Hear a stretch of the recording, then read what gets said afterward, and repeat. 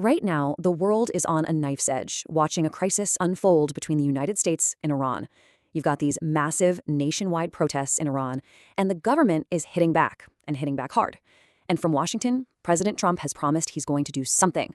But what that something is, well, that's the billion-dollar question. For everyone, it's decision time. Okay, so let's just dive right in. It really all kicks into high gear with this all-caps promise from President Trump on social media. Now, if you're a protester on the streets of Iran, this is huge. It sounds like a direct pledge that American help is literally on the way. But then, almost in the same breath, the president's own administration says this. And that, right there, is the heart of this entire crisis. Just radical uncertainty. You have this incredibly definitive promise, followed by total official ambiguity. So what are we supposed to make of that? Is it just confusion, or is it a very deliberate strategy? That's what we're going to try and figure out. So how did we even get here? To really get a handle on this standoff, you have to rewind a little and look at the spark that lit the fuse. And that story starts on the streets of Iran, with these huge protests against the country's clerical leaders. You know, this didn't start as some grand political movement. At first, it was about the economy collapsing, about the soaring cost of living, but it just snowballed into something way, way bigger, a fundamental nationwide challenge to the very legitimacy of the government in Tehran. The regime's response, man, it was swift and it was severe. Their goal was simple: crush the dissent. They unleashed this incredibly violent crackdown, and, this is key, they tried to do it in the dark by pulling the plug on the internet for more than 6 straight days. And this number shows you the horrific human cost of that crackdown. Even with the internet shut down, bits of information still managed to leak out, and what they show is just staggering. Human rights groups confirming that over 2,400 protesters were killed. Which brings us right back to the central mystery of this whole thing. With stakes this high, what is the Trump administration really after? Is the endgame here to help the protesters, to punish the regime, or is it something else entirely? And hey, it's not just us asking this. This is what the experts are wrestling with too. As Will Todman from CSIS puts it, it's pretty much impossible to predict the next move when you don't even know what the ultimate goal is. When you look at the list of possible objectives, you see it's all over the map. I mean, the goal might not even be regime change. It could be something way more tactical, like just getting them to stop the violence. Or it could be far more strategic, like using this whole crisis as leverage to get a better nuclear deal. Okay, so with those different goals in mind, let's open up the playbook, shall we? Let's look at the actual military options that are on the table, according to folks at the Pentagon and analysts who've seen this kind of thing before.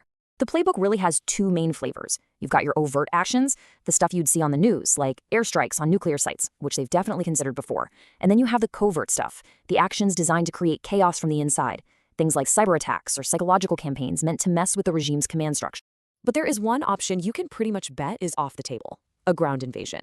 President Trump himself has brought up that disastrous hostage rescue mission from 1980. That failure looms really large, and it makes him extremely hesitant to put any American boots on Iranian soil. And this is where things get really, really dicey. No matter which button they push, any action is a massive gamble. The White House is basically staring at 2 completely different and frankly equally possible outcomes. So here's the massive dilemma they're facing. Best case scenario, a strike panics the Iranian government, distracts them, and gives the protesters the boost they need to succeed. But the worst case?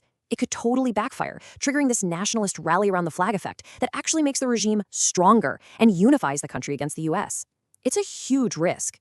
And while Washington is weighing all this, you've got these influential voices on the outside, like Reza Pahlavi, basically shouting, "What are you waiting for?" He's framing this not as a choice, but as a moral duty, a way to save lives by acting now.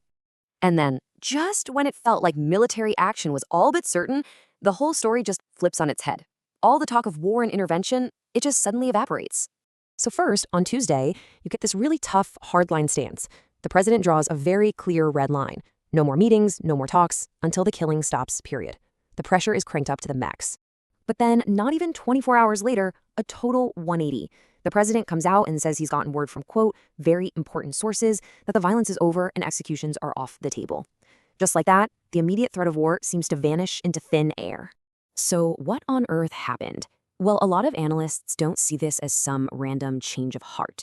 They see it as a very calculated move, a face-saving off-ramp, a way for the president to step back from a risky conflict he didn't really want while still getting to claim that his tough talk worked and he got the win. So where does all this leave us? Well, the immediate threat of a US strike might have receded, but let's be clear, the deep-seated tensions and the core conflict, they are far from over. And you don't have to take my word for it, just look at what's happening on the ground. The US and its allies are literally pulling people out of a key airbase in the region as a precautionary measure. That tells you that even though the talk has cooled down, they still believe the risk of conflict is very, very real. And that brings us right back to where we started. We've seen the world go to the brink and back in just a handful of days, but the fundamental problems are still there, and the true goal of the administration is still a complete mystery. So it leaves us all with one final critical question. Was this crisis actually averted, or was it just postponed?